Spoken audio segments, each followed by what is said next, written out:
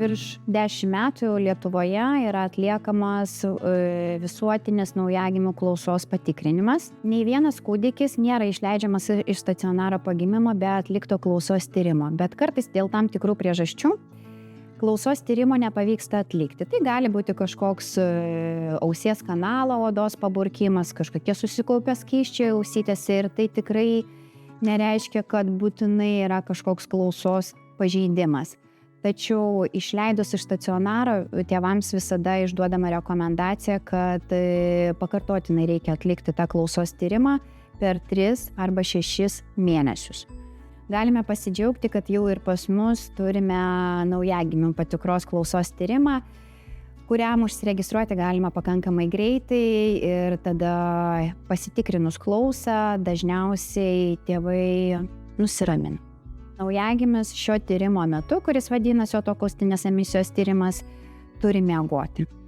Todėl, kalbant apie šio tyrimo trukmę, jinai irgi gali labai skirtis. Tas gali užtrukti 5 minutės, o gali užtrukti ir iki 3 valandų, nes mes turime sulaukti, kuomet kūdikėlis užmigs.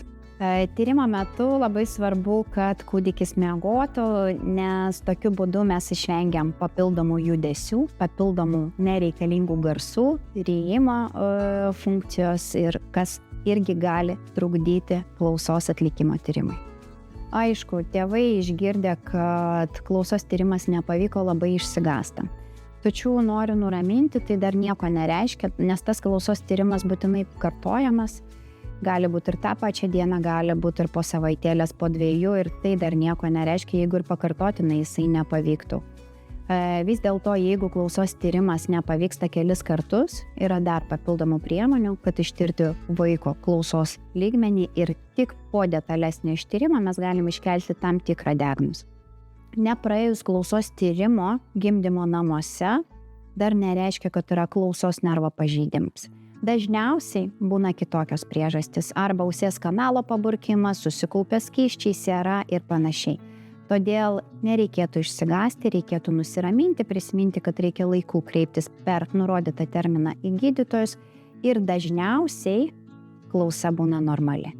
Aišku, randam įvairių rezultatų, būna, kad ir klausos pažeidimą randam, tačiau šiais laikais yra įvairių sprendimo būdai, kurių pagalba mes pilnai reabilituojam klausą ir vaikas vystosi normaliai, taip kaip jam priklauso pagal jo amžių.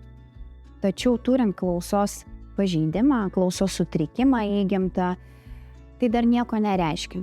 Vaiką laikų reabilitavus, tai yra uždėjus arba klausos aparatą, arba išoperavus, tikrai galima tikėtis normalios vaiko raidos, kuris ateityje lankys darželį, lankys mokyklą, turės tikrai didelius pasiekimus gyvenime ir nieko nesiskirs nuo savo bendraamžių.